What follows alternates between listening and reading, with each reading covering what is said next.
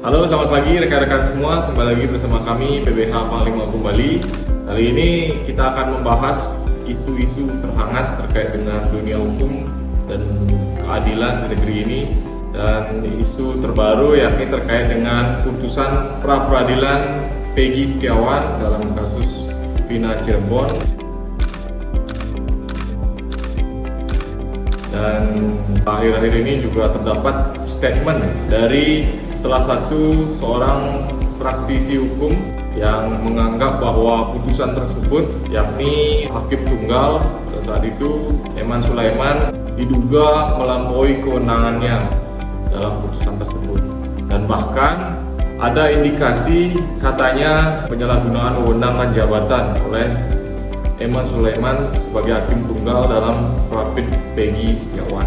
Kami ingin memberikan tanggapan kami sedikit dalam video ini dan juga sekaligus berupa edukasi hukum kepada rekan-rekan semua, masyarakat semua, bahwasanya bagaimana sistem penetapan tersangka atau mekanisme penetapan tersangka yang sesuai dalam pasal 184 Kitab Undang-Undang Hukum Acara Pidana, Kitab Undang-Undang Hukum Acara Pidana. Apa itu sebenarnya pra-peradilan? Mari kita bahas dalam konten edukasi hukum kali ini. Nah, yang pertama mengenai mekanisme penetapan tersangka. Penetapan tersangka ini diatur di dalam Kitab Undang-Undang Hukum Acara Pidana dan telah disempurnakan lagi di dalam putusan Mahkamah Konstitusi nomor 21/PUU/12 Romawi garing 2014, yang di mana putusan tersebut menyatakan bahwa penetapan tersangka harus dilengkapi sekurang-kurangnya 2 alat bukti yang termuat dalam pasal 184 Kitab Undang-Undang Hukum Acara Pidana. Nah, sebelum itu pun ada beberapa rangkaian sebelum seseorang tersebut bisa ditetapkan menjadi tersangka, mulai dari pemanggilan misalnya, dan juga ada penyelidikan. Dan setelah penyelidikan dan pemeriksaan baik saksi korban maupun beberapa saksi yang lain, maka akan dilaksanakan gelar perkara untuk menentukan apakah ada unsur pidana atau tidak dalam perkara tersebut. Nah, itulah mekanisme yang seharusnya dilakukan oleh penyidik, dalam hal ini adalah kepolisian, guna agar tidak terjadinya kesewenang-wenangan dan tidak semata-mata bertendensi langsung menjadikan seseorang sebagai tersangka. Maka dari itu, proses penetapan tersangka mulai dari penyelidikan maupun pemeriksaan, kelengkapan bukti-bukti, saksi harus dilaksanakan secara profesional dan transparan.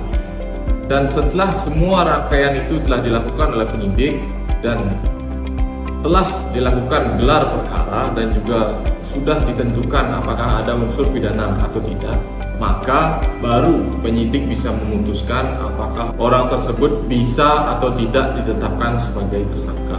Dan jika kita sedikit kaitkan dengan kasusnya Peggy, ini kan sudah jelas-jelas agak menyimpang dari apa yang termuat dalam pasal 184 ataupun mekanisme penetapan seseorang sebagai tersangka. Dimulai dari dia ditangkap dan langsung dijadikan tersangka tanpa adanya pemeriksaan dulu, adanya pemanggilan, ataupun hal-hal ataupun saksi-saksi yang dipanggil untuk menguatkan bahwasanya benar-benar dia bisa ditetapkan sebagai tersangka. Dan atas ketidaksesuaian itulah makanya kuasa hukum Peggy mengajukan pra-peradilan. Dari pengertiannya, pra-peradilan adalah suatu bentuk pengawasan dari pengadilan negeri yang salah satunya adalah untuk mengawasi apakah sah atau tidaknya seseorang ditetapkan sebagai tersangka oleh penyidik, dalam hal ini adalah kepolisian. Dan umumnya pra-peradilan itu diawali oleh pihak yang menjadi tersangka itu mengajukan permohonan di pengadilan negeri untuk melaksanakan pra-peradilan. Yang dilawan dalam pra-peradilan itu adalah pihak kepolisian, yakni penyidik.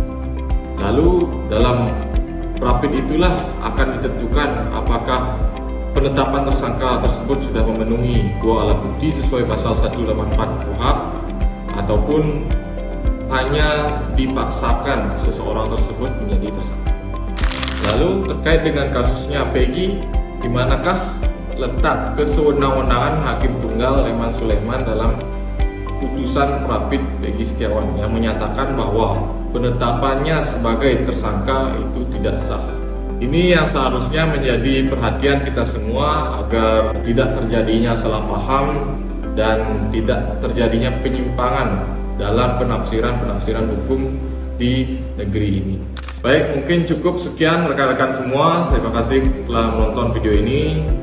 Kami mohon maaf apabila ada penyampaian kami yang kurang berkenan ataupun keliru. Kami dari tim PPH Panglima Hukum Bali pamit. Saksikan video-video kami selanjutnya. Sampai jumpa.